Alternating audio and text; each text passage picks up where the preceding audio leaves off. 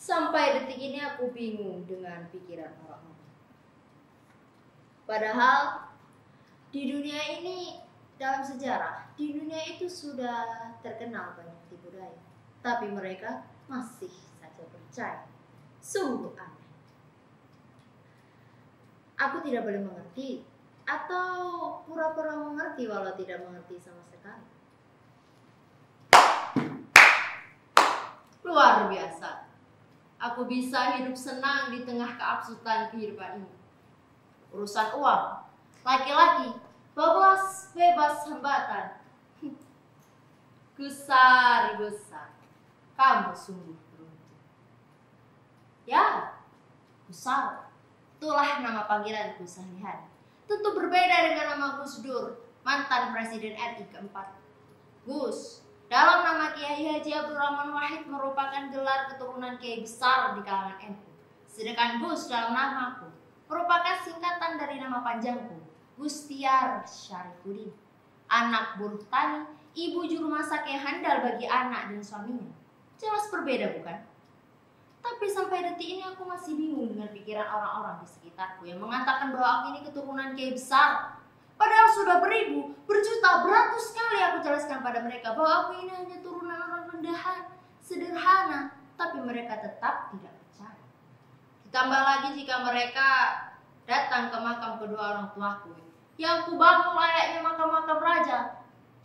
Ditambah jika mereka melihat tulisan di makam ayahku yang bertuliskan KH Syarifuddin. Wah, mereka semakin percaya bahwa aku ini keturunan kiai besar. Padahal KH dalam nama ayahku merupakan Karim Hidayat, bukan Kiai Haji. Manusia bodoh dipelihara. Loh, sungguhan loh ini. 75% penduduk di kotaku berkata bahwa aku ini keturunan kiai besar. Daripada aku bingung memikirkan omongan-omongan mereka, maka aku akui saja aku memang keturunan kiai besar ke-10 setelah generasi para wali. Gusa, nama yang senantiasa membawa keberuntungan. Tuhan benar-benar berpihak pada nama itu. Berbeda dengan nama Gustiar Syarifuddin, hasil racikan bubur merah putih kedua orang tuaku. Gustiar Syarifuddin menjerumuskan aku ke dalam kemiskinan. Sedangkan Gusar memposisikan aku sebagai orang kaya. Ya, abai. Itu hanya seperti masalah. Kini aku lebih suka membicarakan hari ini, esok, dan yang akan datang.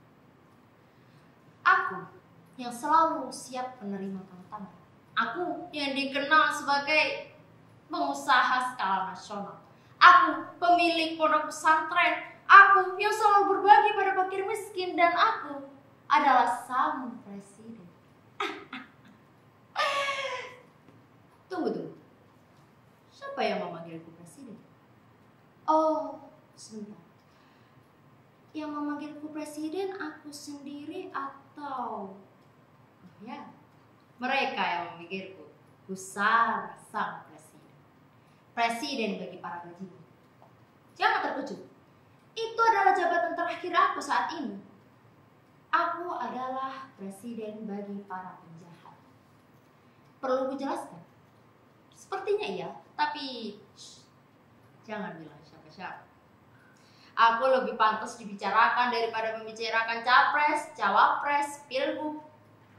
Bukannya aku tidak peduli dengan kepemerintahan kenegaraan, tapi aku tutup dulu masalah kepresidenan kenegaraan. Kini aku buka masalah kepresidenan. Kira-kira umur 12 sampai 18 tahun. Aku ikut bapakku jadi buruh tani. Tapi itu pun ya tidak ada perubahan sama sekali. Seperti apa ya? Ya malah tambah susah. Tapi bukan hanya kami, juragan-juragan sawah pun mengalami keterpurukan karena kemarau panjang. Ekonomi Indonesia berada di titik puncak keterpurukan. Ya, harga nilai rupiah dipotong 50%. Ditambah dengan pengacau-pengacau di mana-mana. Amin. Negeri macam apa ini? Negeri setan atau neraka jahanam? Satu sama lain saling bunuh, satu sama lain saling curiga, satu sama lain saling tidak percaya. Tidak ada pegangan, tidak ada kepercayaan, semuanya runtuh dalam krisis.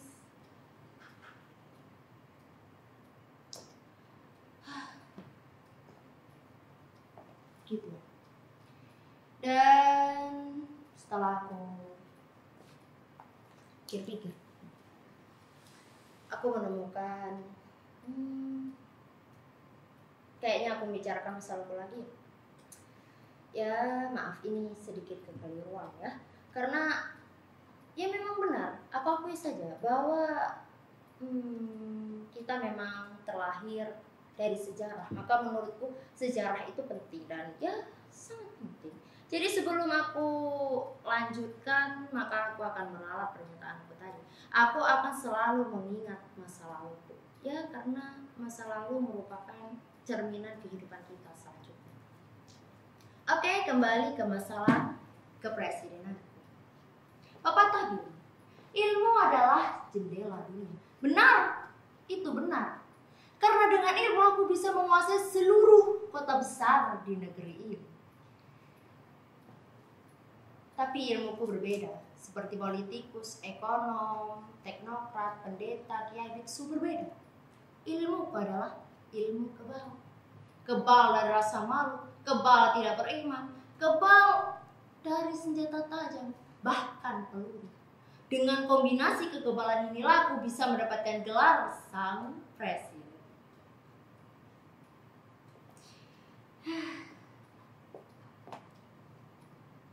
Tapi setelah aku menemukan titik kejenuhan, setelah memimpin dan banyak usaha, aku serahkan semuanya kepada anak dan bawahanku. Tapi semuanya berubah drastis. Gelar kepresidenanku hilang. Kolega-kolegaku tidak bersahabat. Bahkan mereka yang telah aku berikan rumah, masjid, tidak mengidolakan aku lagi. Mereka semua menghinaku, mengorek-ngorek titik kelemahanku. Mereka bilang, aku memiliki banyak suami simpanan. Mereka bilang, aku memakai uang negara tanpa mengembalikan pada kas negara. Dan yang paling membuatku sakit adalah hartaku juga mereka jarah. Mereka kira aku diam karena aku tidak berdaya. Itu kan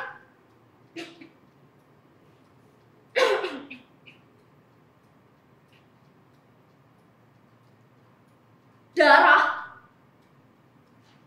Siapa yang berani menyatetku?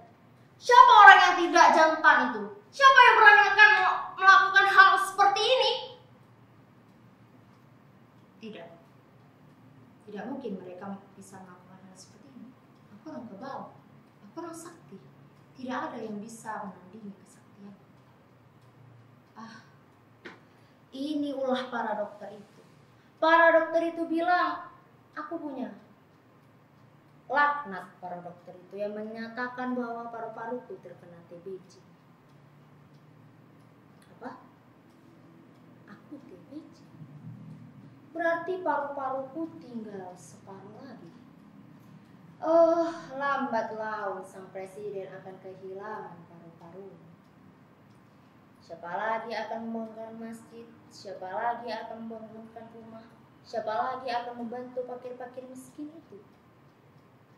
Hei, jangan berisik. Siapa yang menyebut-nyebut namaku tadi? Aku bukan Gustiar Syarifudin. Aku besar, percayalah. Aku bukan Gustiar Syarifudin. Gustiar Syarifudin telah ku tanam dalam lubang yang gelap dan tak berdasar dengan kepedihannya. Kini aku besar, percaya.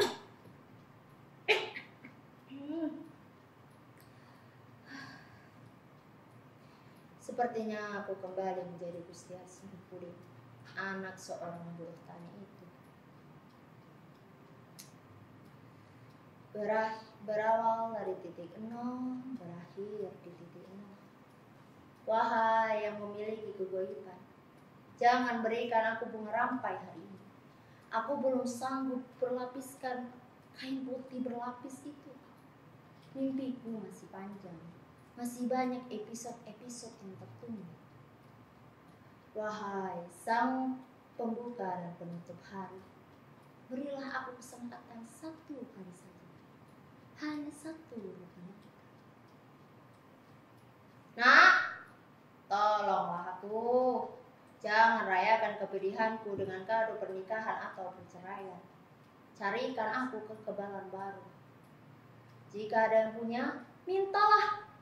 Jika perlu beli saja dengan kekayaan kita. Jangan takut kehilangan harta. Nanti jika aku sudah pulih, aku akan mengembalikan semua harta yang telah mereka rebut atau yang telah kau berikan kepada mereka. Kalau perlu menghitung dari angka 1 lagi, tenang, tapi itu tidak akan lama. Hanya 1 rupalita. Hanya 1 rupalita. Hanya 1 rupalita.